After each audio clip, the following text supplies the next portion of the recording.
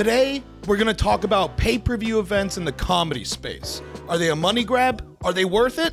Let's talk about it. We're going to go over a few examples of streamed comedy events and see if we can identify any of them as a money grab. Spoiler alert, one of them is a money grab. Hello, and welcome to another episode of Catching You Up with...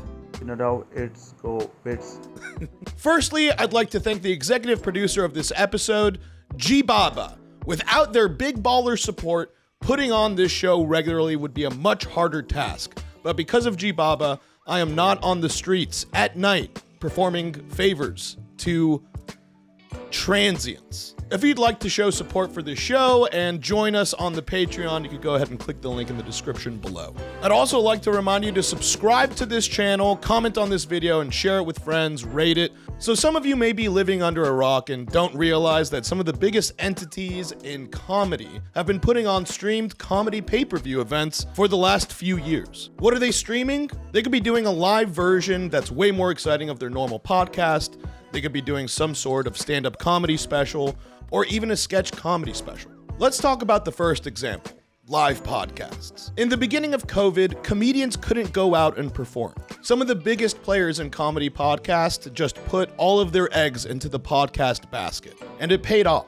Some of them went harder on their podcasts, and some of them tried to figure out new ways to monetize it, like live podcasts. I'm sure they existed before YMH, but Your Mom's House was one of the first podcasts in the West Coast comedy scene to pioneer the pay-per-view live event model and demonstrate its value to the rest of the scene. The goal was to create an online ticketing event that felt much bigger and grander than the normal show. So we thought, what's the main difference between a live show and our normal podcast? Well, the main difference is that the live show is not going to be on YouTube. And YouTube is one of the biggest bottlenecks for creativity. And why is that?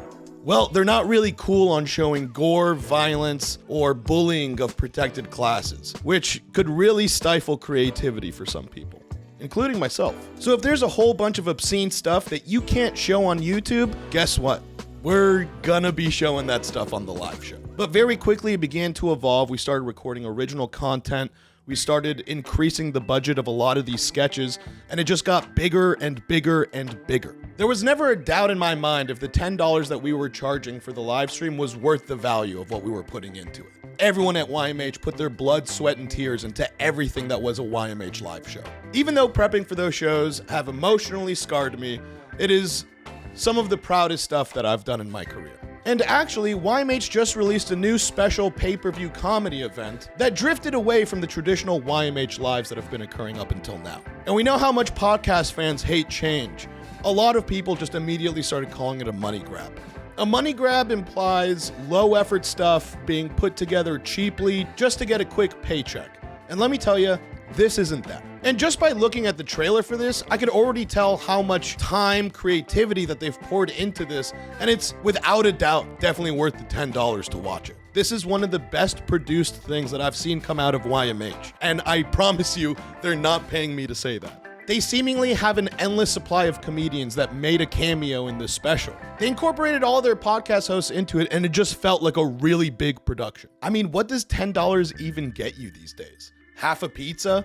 Most of a pack of smokes? A beer and a half? Not even a full movie ticket with popcorn? If you're trying to say that YMH's 69-minute special isn't worth a Corona and a half at a bar, to each their own. Another event that I think was worth every dollar was Skankfest Return to Las Vegas that was streamed at the end of September of 2023. And if you couldn't physically make it to Las Vegas, I did. You can get a weekend stream pass for all 3 days. I believe you paid $80 for a total of 12 shows that spanned over 2 or 3 days. $80 for 12 shows? Fuck that and fuck you. Cut their fucking heads off. Calm down, bud. I love seeing people get mad about price points or business moves that don't even really affect their normal viewing pleasures. This is literally just stuff added on top of your already free content. And I have news for you. If you don't want to pay for it, you completely have that option. You can slowly get just all of those shows over the span of the next few weeks, or you can get a few friends together on the rare occasion that you all like the same comedy podcast. You all throw down $20 plus another $40 for booze and drugs, and I'll tell you what, that sounds kind of fun to me. Because if you think some squeaky wheels are going to convince some podcast producers and event promoters to be like, oh shit, fucking Greg from Milwaukee really doesn't like that we're charging this much for tickets, but the event sells out, guess what? No one really gives a shit what you think, bro. You can still enjoy the shit that you enjoy, but maybe, you know, an $80 3-day pass stream package isn't for you, and that's okay. But if you feel like audibly saying how this is a personal slight to you, you're a piece of shit. This is such a money grab. What, do you think this is a fucking charity? It's not. The best way to vote is with your wallet. Because if you're talking all sorts of shit, but the person still turned a profit, your opinion doesn't matter. But if you and a whole bunch of people say, hey, this isn't worth it, I'm not gonna buy it, and then they lose money on the financial risk that they took putting on this event, that's something that will start affecting their decisions. And Skankfest was incredible. Oh, I don't like watching comedy podcasts with my friends and drinking and eating and smoking. You fucking nerd! You goddamn nerd! There is something to say about paying for something that you know will be available for free over the next few weeks, like the Skankfest stream for the most part was. However, my argument to that is appointment television. Feeling the experience. They presented a fun weekend, and you can either buy that or, you know, slow bleed it into your normal programming. Who gives a care? Another example of a live streamed event where I don't care if it's going to be available for free soon, I still want to watch it as soon as it's available, would be the Kill Tony anniversary stream and the upcoming New Year's Eve streams. And also, I'm not 22 years old anymore. Going to a loud club doesn't appeal to my mostly autistic traits. I don't like loud places. I don't want a shit ton of lights in my face. You want to just stay in, get a bottle of something, and watch the Kill Tony New Year's Eve stream? That sounds like a time. And of course, we can't forget the Gilly and Keeves comedy special. That was a sketch comedy special from Shane Gillis and John McKeever. They put a whole bunch of sketches out a few years ago, and after that had some hype, they put together this live-streamed pay-per-view ticketed event where you could either choose to see all of the sketches on their own or see all the sketches being presented in a live setting. The sketches were super well produced, and the live show was super fun too. Completely worth the price of admission. Buying self-made comedy specials is the best way to support your favorite comedians. It's the least amount of middlemen. I've bought multiple comedy specials, I'm subscribed to multiple Patreons, and not even so much that I want the content, I just want to support these comedians because I want to see more stuff out of them. Anyone can show support like that. So can you. And you can click the Patreon link in the description below if you'd like to support what you like seeing right now. The only thing that I've actually seen that I would actually declare a money grab, and I hate to say it because I really liked all of the moves that I saw, except for that last bit, was Andrew Schulz releasing his infamous stand-up special on YouTube. What had originally happened was that Schulz made a deal with the streamer, and the streamer saw one of Schulz's jokes and wasn't too happy with it. They wanted to cut it out of the special, and Schulz was not okay with it. So what Schulz did was that he bought the special back from the streamer and put it on his own site and sold it for 10 bucks, I think, maybe 15 bucks. And very quickly, Schulz had made all of his money back, and then he released it on YouTube, which, from the perspective of someone who bought the special, would make you upset and be like, I just fucking bought this. You didn't say that you were gonna release this for free later. What the fuck is going on? And he responded to someone on Twitter explaining the reasoning behind releasing it on YouTube, and there were some people that were really upset about it. There were also some people that were like, hey man, I bought a live ticket to this, I bought it on your website, and I'm watching it again on YouTube right now.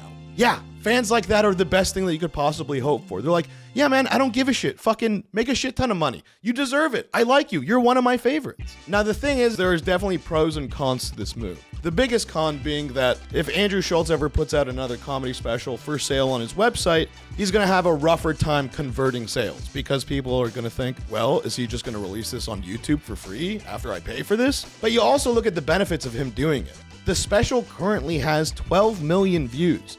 If you think that's not converting to live ticket sales, then you're wrong. Like I've said in previous episodes, comedy specials are the biggest advertisement for comedians. Now here's the thing. Schulz could probably do this and repeat exactly all the same steps, and it will still prove to be profitable. But if he does these exact same moves 6 or 7 times in a row, I don't know if I'm gonna pay for the 8th one, but I probably will. And here's an example of someone that I think did it done. Grow or Die by Chris D'Elia. I got canceled. As discussed, stand-up specials are the best advertisement to go buy tickets to a comedian's live show. Like, I want my fucking career back, asshole. And honestly, only a handful of people can get away with putting their stand-up special behind a paywall. Schulz was an example that we just talked about, but Louis C.K. is another example of someone that could do this an endless amount of times, and it's never going to be a bad idea. I'm going to buy every single Louis C.K. special because you know it's going to be good. But does D'Elia have this poll? Now keep in mind, this is all just my theories and speculation, but my theory on why Chris D'Elia went this route. First reason being that he does not want a comment section. Do you know how hard it would be to monitor a Chris D'Elia stand-up comedy special on YouTube? YouTube numbers are public facing. You can see how well a special did. Well, there's a way to solve both of those problems. And that's by putting it behind a paywall where there's no comment section and there's no view count. And he's making money off of it. But who's paying for that? You know, Chris D'Elia fans, I guess. Was this the best move? Probably not. But Chris D'Elia doesn't really have a history of making good decisions. Either way, we're supporting stand-up comedy. We're supporting comedians. They're inspiring the next generation of comedians to see what's possible and what's a good route to take in their comedy career. Boy, that episode went fast, huh? That's right. This now concludes the end of this episode of Catching You Up With Nadav. It's go. I'd like to thank all my producers that you're seeing on the screen right now. We have so much fun. If you'd like to become a producer, you could click the link in the description below. You'll get to see some of these episodes a day before everyone else, along with some other things that I'm currently planning to add to each of the tiers. And before I let you go, now's a good time to remind you to subscribe to this channel right now, comment on this video right now, rate it, share it with a friend. It all helps with the algorithm. But most importantly, I have to remind you. Nadav, it's okay. Nope, not that one. This one. This is a totally unconfirmed news. Fuck.